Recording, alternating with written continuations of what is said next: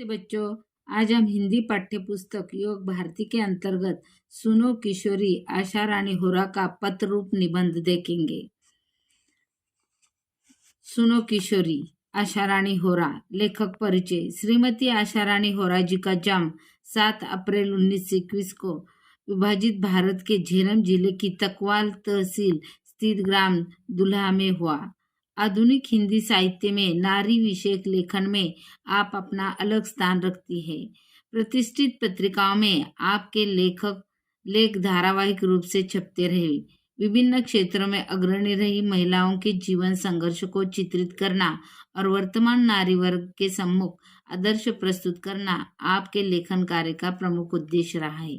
आपकी रचनाओं ने लेखन की नई धारा को जन्म दिया है और हिंदी साहित्य में नारी विमर्श लेखन की परंपरा को समृद्ध किया है।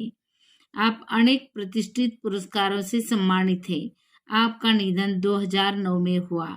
प्रमुख कृतियां: भारत की प्रथम महिलाएं, स्वतंत्र सेनानी लेखिकाएं, क्रांतिकारी किशोरी, स्वाधीनता सेनानी, लेखक, पत्रकार आदि। विधा परिचय। अनेक साहित्यकारों, महान राजनीतिकों द्वारा अपने परिजनों को भेजे गए पत्रों ने तत्कालिक साहित्यिक, सामाजिक, राजनीतिक, सांस्कृतिक स्थितियों का लेखाजोखा प्रखरता से प्रस्तुत किया है। इन पत्रों का कला पक्ष साहित्यिक कलात्मकता को स्पर्श करता है। पाठ परिचय। लेखिका ने अपनी इस नवीनतम पत्र शैली में किशोरियों की शंकाओं, प्रश्नों एवं दुश्चिंताओं का समाधान एक माँ, अंतर्गत सहेली और मार्गदर्शिका के रूप में किया है। किशोरियों के हृदय में झांक कर मित्रवत उन्हें उचित अनुचित, करणीय अकरणीय का बोध कराया है। हमारे देश की नई पीढ़ी पश्चिमी देशों से आ रहे मूल्य और संस्कारों का अंधानुकरण करती जा रही है। हमारे देश की संस्कृति और परंपराओं को कालबाह्य और त्याज्य मानकर उनकी अवहेलना कर रही है। आत्मनिर्भर हो जाने से युवक युवतियों का जीवन के प्रति बदलता दृष्टिकोण, विवेकहीनता और जल्दबाजी में लिया जाने वाला निर्णय नई पीढ़ी का जीवन सौंदर्य नष्ट कर रहा है। लेखिका के अनुसार नए मूल्यों को भारतीय संस्कृति, परंपराओं और संस्कारों की भूमि पर उतारकर स्वीकारना होगा। यानी आज हम आधुनिकता के और बढ़ रहे, हम परदेशियों का अंधानुकरण करते जा रहे, जिसके कारण आंख मूंद कर हम नकल करते जाते हैं। उस नकल के कारण हमारा खुद का ही नुकसान होता है। इसलिए हमें लेखिका आगाह कर रही है कि हमें सोच समझ कर अनुकरण करना चाहिए, आंख मूंद कर नहीं करना चाहिए। उसके बारे में पहले सोच विचार कर लेना चाहिए और यही बात आज के आधुनिक नई पीढ़ी को वे बताना चाहती है। इसलिए उन्होंने किशोरी वयीन एक लड़का और लड़की का उदाहरण देकर हमें जीवन के बारे में समझाने की कोशिश की है। सुनो सुगंधा, तुम्हारा पत्र पाकर खुशी हुई। तुमने दो तरफा अधिकार की बात उठाई है, वो पसंद आई। बेशक जहाँ जिस बात से तुम्हारे असहमति हो वहां तुम्हें अपनी बात मुझे समझाने का पूरा अधिकार है। मुझे खुशी होगी तुम्हारे इस अधिकार प्रयोग पर। इससे राह खुलेगी और खुलती ही जाएगी। जहाँ कहीं कुछ रुकती दिखाई देगी वहां भी परस्पर आदान प्रदान से राह निकाल ली जाएगी। अपनी अपनी बात कहने सुनने से बंधन या संकोच कैसा। मैंने तो अधिकार की बात यूं पूछी थी कि मैं उस बेटी की माँ हूँ जो जीवन में ऊंचा उठने के लिए बड़े ऊंचे सपने देखा करती है। आकाश में अपने छोटे छोटे डैनों को चौड़े फैलाकर। डैनों का मतलब है पंख। यानी अभी किशोर अवस्था में आने वाली बच्ची जो है आकाश में उड़ान भरना चाहती है, जीवन के प्रति वे पदार्पण करना चाहती है, उसके पंखों में बेशक्ति भरना चाहती है, फैला कर उड़ना चाहती है। उसके लिए राह बताने की कोशिश उसकी माँ कर रही है, उसे राह दिखा रही है। और इसी बारे में यहाँ पर लेखिका ने हमें संदेश दिया है कि कैसे हमें इस किशोरी अवस्था में अपना सोच विचार करते हुए निर्णय लेना चाहिए। धरती से बहुत ऊंचाई में फैले उस डेनों का यथार्थ से दूर समझकर भी मैं काटना नहीं चाहती, केवल उनकी डोर मजबूत करना चाहती हूँ कि अपनी किसी ऊंची उड़ान में वे लड़खड़ाए न जाए। यानी माँ उस बेटी के पंखों को काटना नहीं चाहती, मजबूत बनाना चाहती है उसकी डोर को पकड़कर। वे लड़खड़ा न जाए इसलिए वे सतर्क होना चाहती है, उसे सतर्क करना चाहती है। इसलिए वे बताती है इसलिए कहना चाहती हूँ कि उड़ो बेटी उड़ो, पर धरती पर निगाह रखकर। कहीं ऐसा न हो कि धरती से जुड़ी डोर कट जाए और किसी अनजाने अवांछित स्थल पर गिरकर डैनिक क्षत विक्षत हो जाए। ऐसा नहीं होगा, क्योंकि तुम एक समझदार लड़की हो। फिर भी सावधानी तो अपेक्षित है ही, यानी अवांछित यानी जिसकी इच्छा न की गई हो। तुम उड़ते समय जिसकी इच्छा न करती हो, ऐसे तुम कट जाने से बिखुर जाएगी, यहाँ वहाँ अस्त व्यस्त हो जाएगी। वे न हो जाए, इसलिए हमें जीवन में सावधानी बरताकर आगे का कदम बढ़ाना चाहिए। यह बात माँ लड़की को समझा रही है। यह सावधानी का ही संकेत है कि निगाह धरती पर रखकर उड़ान भरी जाए। उस धरती पर जो तुम्हारा आधार है, उसमें तुम्हारे परिवेश का, तुम्हारे संस्कारों का, तुम्हारी सांस्कृतिक परंपरा का, तुम्हारे सामर्थ्य का भी आधार जुड़ा होना चाहिए। हमें पुरानी जर्जर रूढ़ियों को तोड़ना है, अच्छी परंपराओं को नहीं। यानी अच्छे जो संस्कार है, परंपरा है, उसे साथ लेकर हमें जीवन को परिपूर्ण बनाना है। हमें रूढ़ियों के बीच जकड़ कर रहना नहीं चाहिए, उसे तोड़ देना चाहिए। यह बात हमें समझ लेनी चाहिए। परंपरा और रूढ़ी का अर्थ समझती हो न तुम? नहीं तो इस अंतर को समझाने के लिए अपने सांस्कृतिक आधार से संबंधित साहित्य अपने कॉलेज पुस्तकालय से खोज कर लाना, उसे जरूर पढ़ना।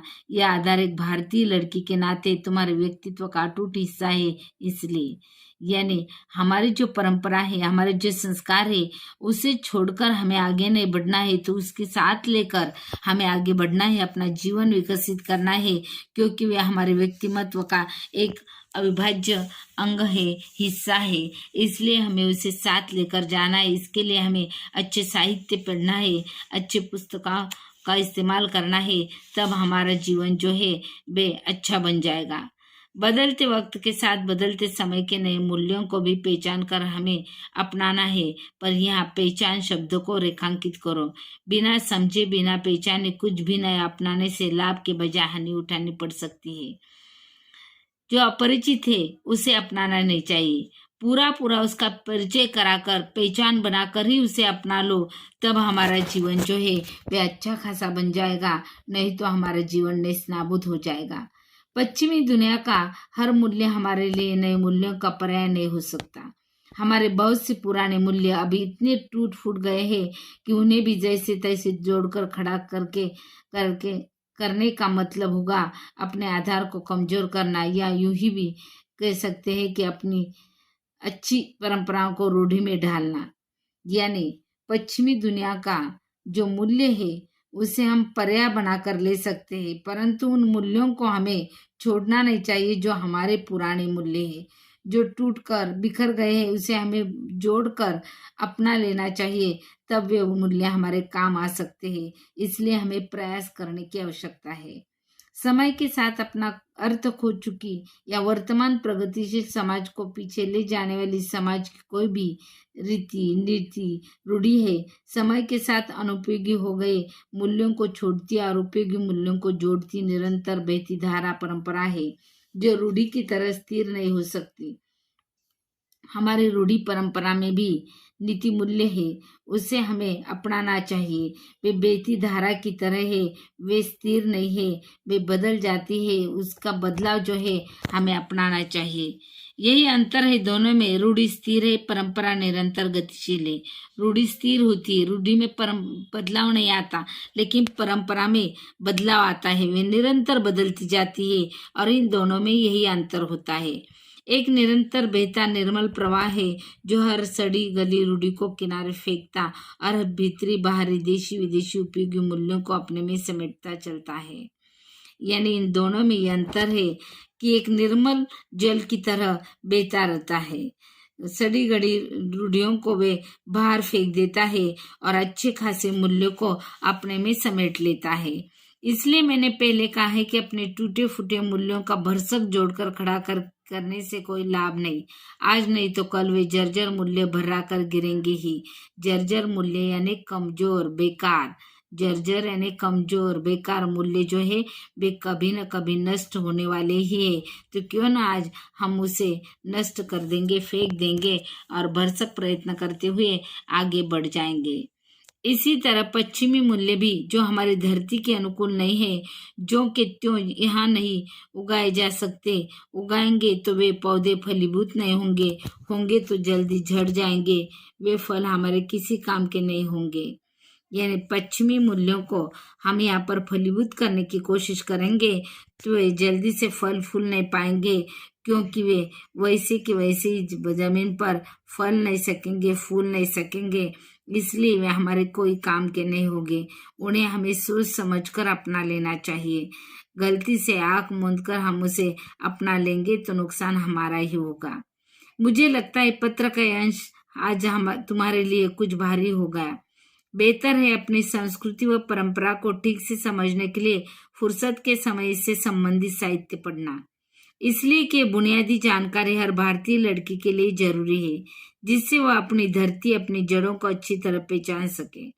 यानी समय मिले तो हमें अच्छी खासी किताबें पढ़नी चाहिए जो संस्कृति का वहन करती है, जिसके कारण हम अच्छे खासे बन सकते हैं, हम पर संस्कार हो सकते हैं। इसके लिए हमें अच्छी पुस्तकों, अच्छी किताबों को पढ़ना चाहिए। यह तुम्हारी शैली रचना के संदर्भ में प्रसंग इसलिए कि वह इस सीमा रेखा को नहीं समझ पा रही है। एक रचना का ही संघर्ष नहीं, ये एक पूरी पीढ़ी का संघर्ष है। रचना तो सिर्फ उदाहरण के तौर पर है, लेकिन रचना के अवस्था में होने वाले हर बालक बालिका का यह प्रश्न है, संघर्ष है, और यह पूरी पीढ़ी का संघर्ष होने के कारण उसे हमें अच्छी तरीके से समझकर नई पीढ़ी को नया मार्ग देने की आवश्यकता है। नई पीढ़ी पुराने मूल्यों को तो काट फेंकना चाहती है, पर नए मूल्यों के नाम पर केवल पश्चिमी मूल्यों को ही जानती पहचानती है। नई पीढ़ी पुराने मूल्यों को काट कर फेंक देना चाहती है, लेकिन पश्चिमी मूल्यों को जानी पहचानी अपनाना चाहती है, तो नुकसान उसी का ही होता है। इसलिए उसे परख कर निरख कर अपनाने की आवश्यकता है। आंख मूंद कर हम पश्चिमी मूल्यों को अपनाएंगे तो नुकसान हमारा ही होगा। कहें उधार लिए मूल्यों से ही काम चला लेना चाहती है, नए मूल्यों के निर्माण का दमखम अभी उसमें नहीं आया है। यानी पुराने मूल्यों को हम उधार के रूप में लेना चाहते हैं, नए मूल्यों का निर्माण करना हम नहीं चाहते हैं, इसलिए हमारा विकास नहीं होता है। सुनो, नए मूल्यों का निर्माण करना है तो नए ज्ञान विज्ञान को पहले अपनी धरती पर टिकाना होगा। अब आगे का पाठ हम अगले वीडियो में देखेंगे। धन्यवाद बच्चों।